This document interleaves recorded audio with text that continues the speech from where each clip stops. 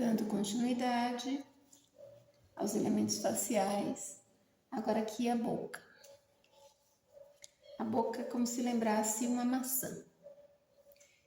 Então, eu dou a altura que eu quero da boca, o tamanho da altura da boca. A linha horizontal, a próxima linha horizontal, ela não vai ficar no meio, a não ser que eu queira que os dois lábios tenham a mesma espessura, né? Que o lábio superior e o lábio inferior tenham a mesma espessura. Mas normalmente o lábio inferior é mais grosso, vamos dizer assim, mais largo, mais espesso do que o lábio inferior. Mas isso vai depender da característica de cada um. Então, por isso que eu joguei esta linha horizontal um pouquinho para cima do centro desse espaço, entre isso e isto, eu joguei essa linha um pouquinho mais assim. Aí eu faço como se fosse uma maçã. Eu posso desenhar um lado, vir com acetato, tirar e virar o lado, fazer o lado de cá. Assim ficam os dois simétricos. Eu posso fazer a olho mesmo, como foi o caso que eu fiz aqui. Crio este formato. A partir deste formato, eu vou passar para cá. Qual que é o estudo aqui? É o estudo de volume labial. Os lábios inferiores, vamos trabalhar naquele pensamento de geometria. Vamos trabalhar pensando que o lábio inferior, ele tem duas esferas, uma de um lado, outra do outro, e o lábio superior tem uma no meio, aqui. Tendo isso em mente, a gente tem como criar o volume da boca. Essas linhas pontilhadas, essa daqui é a desta. Agora, depois que eu criei, que eu tenho isso aqui em mente, eu vou puxar a minha linha do lábio superior para o canto, para o outro canto. Normalmente, esse canto de boca aqui, ele vai pegar o tamanho de um lado ao outro. Ele vai pegar o tamanho do meio da pupila. Lá, quando eu estou fazendo o rosto, que eu estou desenhando o rosto, que eu já fiz os olhos, esse canto vai lá para o meio da pupila. Lógico, tem pessoas com boca mais largas, bocas mais compridas, outras com bocas menores. Então, isso também tem que ser respeitado. Em boneca, fica a seu critério. Feito isso, já fiz o primeiro esboço, agora eu passo para o desenho em si. O que eu faço? Eu risco, reforço a linha de cima do lábio, que é esta daqui, eu reforço com o lápis. Aí eu venho fazendo a linha do meio. O que eu preciso respeitar aqui? Eu não disse que tem duas esferas no lábio inferior. Então, quando eu for riscar, eu venho aqui, passo por cima dessa esfera, chego perto da esfera do lábio superior, que é essa aqui. Aí eu passo por volta dela e desvio da esfera inferior do lábio inferior e saio aqui. Assim eu construo a linha do centro da boca, respeitando os volumes em específico. Aí de um lado e do outro vai ficar parecendo que eu tenho uma gotinha comprida. Agora, com isso em mente, eu começo a sombrear. Quando eu falei que a esfera, o centro da esfera sempre fica mais claro. Onde tem esferas, o centro fica mais claro. Onde tem maior volume, né, tem maior volume, o centro tende a ficar mais claro e mais escuro ao redor, embaixo, ao redor. Então, o que eu faço aqui? Eu começo sombreando o lábio, tanto faz o inferior quanto o superior, mas tendo em mente isso. Então, aqui no centro da boca, eu vou deixar mais escuro, eu começo escurecendo, mas respeitando os volumes. Escureço tanto para cima quanto para baixo. Como eu quero que tenha mais volume no lábio inferior, eu não puxo tanto a sombra para ele. Eu puxei mais para o lábio superior, como se ele tivesse menos volume que o lábio inferior. Feito isso, eu vou ter este trabalho aqui.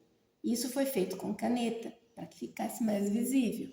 E aqui foi feito com lápis, só para que tenha ideia de como a boca fica na boneca. Para meninas, pode fazer uma cor um tom mais de rosa, um rosa antigo, ou um vermelho, um papaya, um tom assim. No caso dos meninos, a gente já não trabalha uma boca muito delineada, a gente já faz só mesmo um tracinho do centro da boca e um pequeno traço aqui embaixo, só para dar a ideia de que o lábio terminou. E a gente usa um tom um pouquinho mais escuro do que o tom da pele. Se você estiver usando um tom de pele clara, você pode usar um castanho, por exemplo, para fazer a boca. Vai ficar muito bonito. As orelhas, dificilmente a gente trabalha em bonecas, né, de tecido. E não precisa trabalhar, eu só trouxe aqui mesmo só como critério de observação. Né? Mas o formato da orelha, aqui é como se fosse a base do rosto. Aí eu posso criar algumas linhas guias aqui. Ela tem um formato quase de um caixãozinho, né? Vamos usar assim. Então aqui é o tamanho da minha orelha, né? Que eu vou pegar o lóbulo até a parte de cima. Essa parte de cima é bem próxima do canto do olho, ou acima do canto do olho. E aqui termina no meio da boca. Então, tomando os tamanhos, eu vou fazer o desenho da orelha e vou sombrear. Aqui dentro, que é a parte que fica mais o ouvido mesmo, é mais escuro, e eu vou fazendo as sombras conforme o formato da orelha. Isso aqui você não precisa se preocupar, porque isso aqui é mais a parte de desenho mesmo. Para fazer boneca não tem tanta importância, não. E aqui é o espaço onde eu vou trabalhar o rosto em si. Eu deixei assim, com algumas marquinhas. Quando você receber o material, você vai ver o porquê dessas marquinhas. Já já retomo essa parte aqui. Por enquanto, a gente vai parar por aqui, vai dar uma pausa para eu explicar só a parte de 3D do rosto, para a gente poder terminar essa parte de sombreamento. Depois eu volto aqui, que é para onde a gente vai fazer o primeiro desenho, né? Ou no caso, quem já está exercitando, é mais um exercício de como colocar os elementos faciais aqui nesse espaço. Bem, isso aqui não é para ninguém fazer, ou se quiser fazer a título de exercício, fica a critério. Eu trouxe mais para uma análise, uma observação do efeito de sombreamento em cabeças em formato de 3D. Normalmente, para facilitar, eu procuro deixar isso aproximado de formas geométricas. Fica mais fácil a gente poder entender o que é o 3D. Porque um objeto geométrico, né, um cubo, uma esfera, um cilindro, eles respeitam, eles têm todos os tamanhos, né? Eles têm todos os lados, vamos dizer assim, não é tamanho, usei o termo errado, desculpa. Eles têm os lados. Então, eles vão respeitar as regras da luz e da sombra. Então, se a gente imaginasse o rosto como se fosse um relevo de geografia, tivesse montanhas, montes, vales, seria fácil a gente entender a questão da onde fica mais escuro e da onde fica mais claro. Suponhamos, por exemplo, que a gente está observando o topo de uma montanha ao meio-dia. Lá em cima, e numa lateral onde o sol pega, vai estar mais claro. Já embaixo, lá onde ficaria o vale, vai ficar mais escuro. Então é isso que acontece quando a gente faz uma análise do rosto humano. Desculpa. Voltando. Então aqui, ó, tendo o rosto como base de observação, testa, nariz, bochecha, queixo, lábios e buço são partes mais altas, mas tem mais relevo, são mais destacadas. Então essas partes ficam mais claras. Tem tendência a ficar mais claras quando a gente vai sombrear. Então observa aqui a testa, até a parte onde eu começo a diminuir, estreitar para começar o nariz. Fica claro. A parte referente aos bochechas também fica mais claro. Desculpa de novo. É o horário, o pessoal começa a caminhar nesse horário, ela late bastante. Desculpa porque os vídeos são caseiros, mas é só uma maneira de tentar ajudar quem tem um pouco de dificuldade para riscar o rosto de boneca. E eu acho que essa explicação que eu estou dando está sendo extensa, mas eu acho ela fundamental para a compreensão na hora de pintar o rosto da boneca. Porque você vai ter uma noção do porquê eu estou sombreando tal área, o porquê eu estou deixando tal área clara. É justamente por conta desse estudo, dessa observação. Então, como eu estava dizendo, as partes que são mais volumosas no rosto, elas vão receber luz, então elas vão ficar mais claras. As outras partes vão ter a tendência de escurecer, né, de acordo com a luminosidade do ambiente ou da posição do rosto. Esse rosto não está centralizado.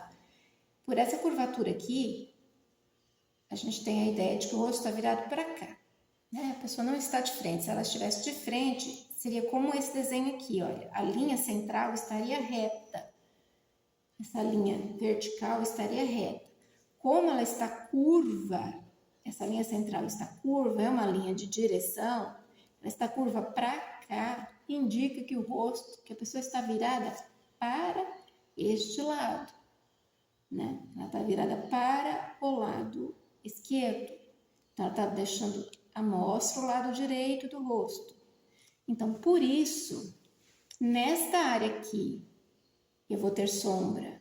Já aqui desse lado, onde ela vai receber luz, não tem. Ela vai ter sombra só mais aqui na lateral. Na parte do supercílio, abaixo do nariz, no meio da boca, no espaço entre a boca e o queixo, aquela leve curvatura que a gente tem entre a boca e o queixo, embaixo do queixo, pescoço. Para o lado que ela está virada, lógico, se a luz está vindo do lado direito para o lado esquerdo, é claro que este lado do rosto aqui, ó, vai ficar mais claro. Aqui vai ter mais sombra, porque o próprio rosto projetou a sombra para o lado em que ele virou. Então, se virou para cá, o próprio rosto já projetou a sombra para o lado de cá. Então, é por isso que essa parte aqui, olha, do maxilar superior e inferior, vai estar um pouco sombreada.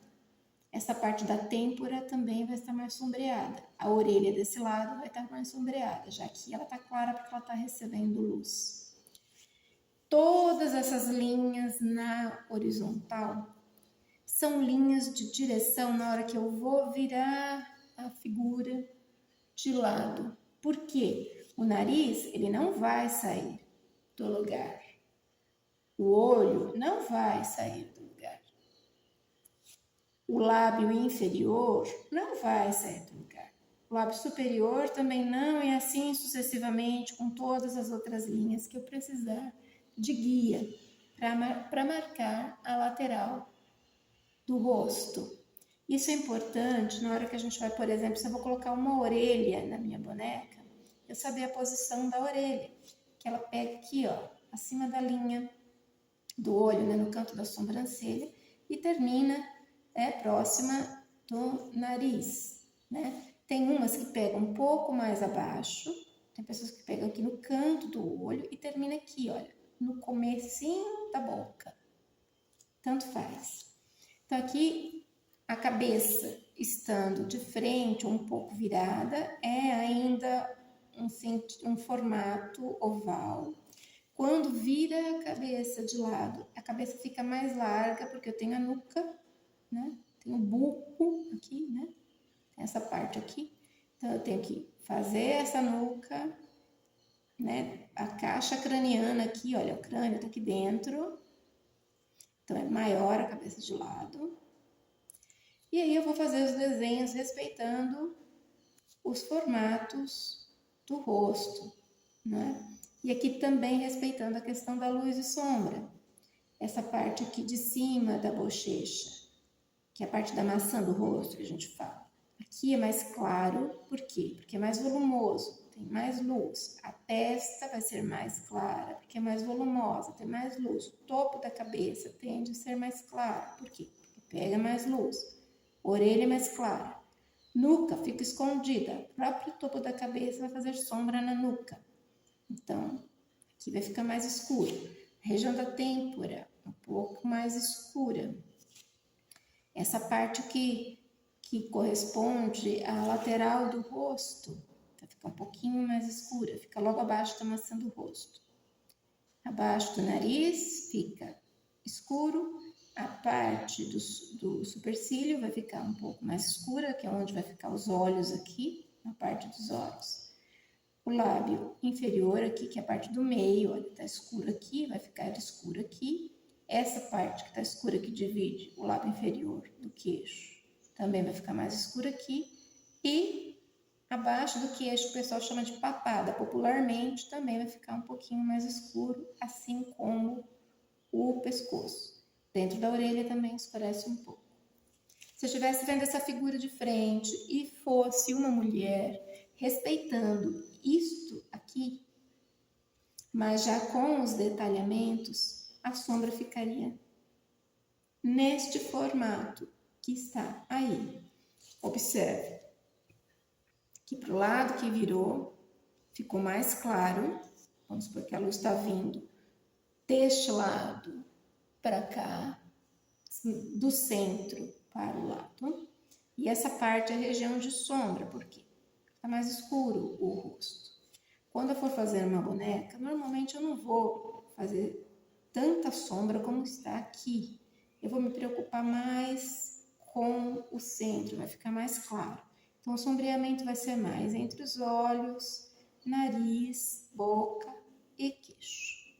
Então, eu não me preocupo tanto com isso. Isso aqui eu trouxe mais para uma observação mesmo, né, de sombreamento em 3D, para que possa ter uma ideia de como a gente faz um desenho respeitando essa questão da luz e da sombra, uma figura quase de frente, uma de frente e uma de lado.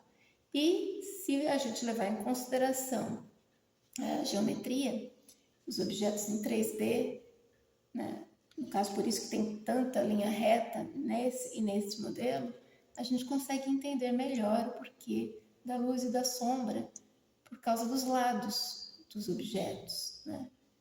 E a gente trazendo isso para o desenho, fica mais fácil de visualizar.